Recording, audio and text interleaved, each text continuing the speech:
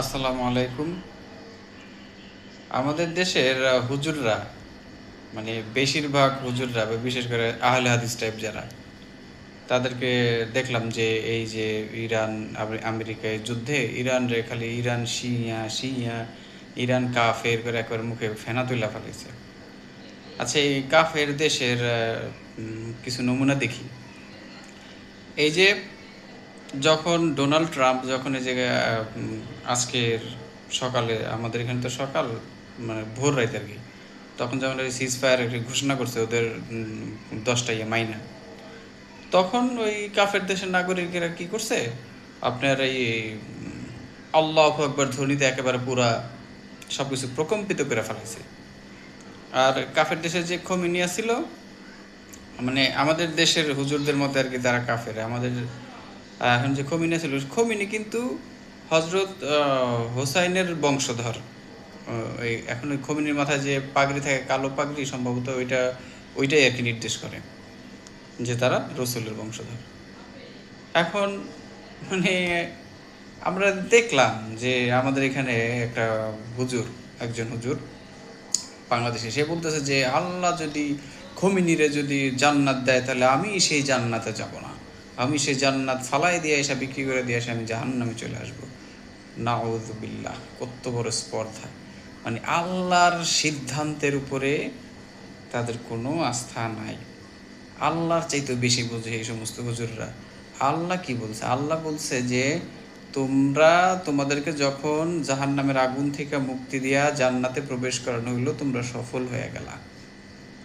এখন সেখানে সেই হুজুর বলতেছে যে খমিনিরে যদি জান্নাত দেয় আল্লাহ, তাহলে তাদেরকে ওই জান্নাত ছেড়ে দিয়ে এসে ইয়েতে চলে আসবো, জাহান্নামে চলে আসবো। মানে কত বড় স্পর্ধ হইতে পারে, মানে আল্লাহর চাইতেও বেশি বুঝে। আর যাই হোক, এই বিষয়টা নিয়ে আরেকদিন কথা বলবো। এখন যেটা বলতেছিলাম যে কাফের দেশের নমুনা আমরা দেখি, তো এই যে কাফের দেশের পতাকার ডিজাইনটা একটু দেখি, যে আমার ভিডিওর পাশে আমি দিয়ে দিছি, দেখেন। তো এই ভিডিওর এটা কিন্তু বর্তমান যে রেজিম, আয়াতুল্লাহ রেজিম, এই আয়াতুল্লাহ রেজিমের পতাকা। এর আগে একটা ছিল, সেটা মাঝখানে সিংহ ছিল। এখন সেইটা আর কি ইয়ে করে দিয়ে এখন এই আয়াতুল্লাহরা নতুন এটা করছে এই পতাকাটা। সেই কত 1979 সালের দিক থেকে এটা চলে আসছে। এখন এটাতে তিনটা আর কি কালার আছে। উপরে হচ্ছে সবুজ, তারপর মাঝখানে হচ্ছে সাদা, তারপর সর্বশেষ হচ্ছে নীল। উপরে সবুজটা হচ্ছে ইসলামের প্রতীক, ইসলামের শৌর্য বীর্য এরকম একটা প্রতীক সবুজ, আর মাঝখানে সাদাটা হচ্ছে শান্তি, আর লালটা হচ্ছে ইরানিদের কি বলে নিজস্ব নিজস্ব সাহসের প্রতীক, বীরত্বের প্রতীক এটা। এখন দেখেন এই যে সবুজ যে লেখাটা উপরে, সেটার নিচে কিন্তু ছোট ছোট অক্ষরে কিন্তু লেখা আছে আল্লাহু আকবার, আল্লাহু আকবার, আল্লাহু আকবার, এটা লেখা আছে। তারপরে মাঝখানে, আচ্ছা আগে মাঝখানে একটা পরে আলোচনা করি। উপরেরটা আর হচ্ছে নিচে যে লাল, এই নিচে লালের এই উপরে সাইডটা দেখেন ওই একই কথা, আল্লাহু আকবার, আল্লাহু আকবার। এটা কিন্তু উপরে 11 বার, নিচে 11 বার। তা এখন এই উপরে 11 আর নিচে 11 হচ্ছে টোটালি 22 বার। তো উপরের 11টা আর নিচে 11টা যে 22 বার হইলো, এর ভিতরে একটা কারণ আছে। ওদের 11তম মাসের 22 তারিখে ওদের এই রেভলিউশনটা সম্ভবত শুরু হয়েছিল, না হলে সাকসেস হয়েছিল, যে কোনো একটা হয়েছিল। তো এই জন্য ওইটারই তারা স্ট্যান্ডার্ড ধরে নিয়ে তারা এই পতাকাটা বানিয়েছে, মানে 11তম মাসের 22তম তারিখ। আর দেখেন উপরের 11 বার আল্লাহ আকবর লেখা আছে, নিচে 11 বার আল্লাহ আকবর লেখা আছে। তাইলে কতবার হইলো? 22 বার হইলো। 11 11 22। আর মাঝখানে সাদা অংশের উপর যে কি বলে লাল কালিতে লেখা, এটা হচ্ছে আল্লাহ, এটা ডিজাইনটা হচ্ছে আল্লাহ, আল্লাহর নাম এখানে লেখা। তো ওই যে ওই মাঝখানের যেটা আছে সেটা হচ্ছে একটা মানে তরবারি। কীরকম তরবারি? মনে করেন যে কেউ কোনো একটা যুদ্ধে জিতলো, জিতার পরে অনেক সময় তারা বীরত্ব দেখাইতে তরবারিটা কিন্তু মাটিতে গাইরা রাখে।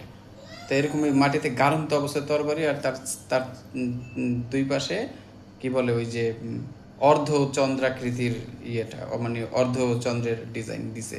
এই অর্ধচন্দ্রের ডিজাইন এটা কিন্তু ইসলামের প্রতীক। তো এইটা নিয়ে দেখেন। আবার উপরে যে ওই যে তরবারির উপরের অংশটা, এটা মানে তাসদিদ উল্টা করলে, আর তরবারির একেবারে ওই যে হাতের উপরে সাইডটুকু যে থাকে, একটু যেন হাত থেকে যেন ফসকায় না যায়, এরকম এই জন্য ওইটা হচ্ছে ওই তাসদিদের ইয়েটা। মানে যিনি এটা ডিজাইন করছেন তিনি যে আসলে মানে অসাধারণ মেধার অধিকারী ছিল, সেটা আর মানে বলার অপেক্ষা রাখে না। তো একটা দেশের মানুষ এইরকম ইয়েতে আল্লাহু আকবার ধ্বনি দেওয়া করে পুরো প্রকম্পিত করে ফেলাইলো। তাদের পতাকার ডিজাইন হচ্ছে সব দিকে মানে চতুর্দিকে হচ্ছে আল্লাহ, আল্লাহু আকবার, আল্লাহু আকবার। আর সেই দেশের মানুষদেরকে আমরা কাফের বলি। আমাদের হুজুরেরা কাফের বলে। মানে তাইলে আমাদের এরকম মুসলমানের এরকম পতাকা, মুসলমান দেশ হইয়া আমাদের এই পতাকার কি ডিজাইন? হ্যাঁ, আমাদের পতাকার তো আমরা আন্ডার এস্টিমেট করতেছি না। প্রত্যেকটি ইয়েতে একটা আলাদা আলাদা সংস্কৃতি আছে, আলাদা আলাদা কারণ আছে।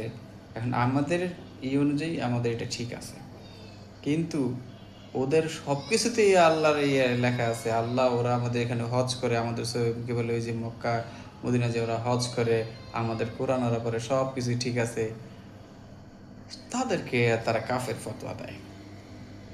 আচ্ছা, মানে কি বলবো, পরে আরেকদিন বলবো। আপাতত আজকে এই পতাকার এটা নিয়ে বললাম। যারা সবকিছুতে আল্লাহর অস্তিত্ব মানে সবকিছুতে বলে, অনেকে বলে যে রসুলের চাইতে বেশি করে, আর খমিনি হইলো রসুলের বংশধর, সে আবার রসুলের না মানবে? হ্যাঁ, এগুলো কোনো কথা? যাই হোক, পতাকার এটাই দেখেন, তা মিলান। আর এই সমস্ত ভাই, ইমান হইলো আল্লাহর হাতে, ইমানের বিচার করবে আল্লাহ, আপনার বিচার করবে আল্লাহ, আমার বিচার করবে আল্লাহ। কোনো ওই হুজুর, হ্যাঁ হুজুরদের কাছে অবশ্যই যাবেন, হুজুরদের কাছ থেকে অবশ্যই ইসলামিক জ্ঞান আহরণ করবেন, কিন্তু নিজের একটু সেন্স খাটাইবেন। আর একটা কথা হচ্ছে, কোনো হুজুর আপনার বিচার করবে না, কোনো হুজুর আপনাকে জান্নাত দেবে না, কোনো হুজুর আপনাকে জাহান্নামে ফেলাইবে না। এই জান্নাত জাহান্নাম বিচার, ইমানের বিচার করবে একমাত্র আল্লাহ। যেই হুজুর দুনিয়াতে আপনার ফয়সালা দিয়ে দেবে মনে করবেন ওই হুজুর ভিতরে সমস্যা আছে। বুঝতে পারছেন? তো সব কিছুর রাজত্ব হচ্ছে আল্লাহর উপর। ওই যে আছে না সূরা মুলুকের ইয়েতে, যে তাবারাকাল্লাযী বিয়াদিহিল মুলকু ওয়া হুয়া আলা কুল্লি শাইইন কাদির, সব কিছুর রাজত্ব হচ্ছে আল্লাহর, যিনি মানে কি বলে, যাই হোক ভুলে গেছি পুরো এটা, প্রথম এটা যেন কি বললাম, মানে অতি আশ্চর্যজনক সত্তা, যার কাছে সব কিছুর রাজত্ব, যার হাতে। তো এই জান্নাত জাহান্নাম সব কিছুর রাজত্ব তার হাতে। ইমানের বিচার তিনিই করবেন, তিনি অন্তর দেখেন। যাই হোক, এক কথা বারবার হয়ে গেছে, রিপিট হয়ে গেছে বেশি। তা এখন এই আর কি, বিচারক হইল আল্লাহ, আর কেউ না, কোনো হুজুর বিচারক না। ইমানের বিচার আল্লাহ করবেন। আর সবাইরে ভাই ভাববেন, কেউ শিয়া না, কেউ সুন্নি না, সব মুসলমান, সবাই এক মুসলমান, এক উম্মাহ, এক আল্লাহ, এক রসুল, এক উম্মাহ, আর কোনো কথা নেই।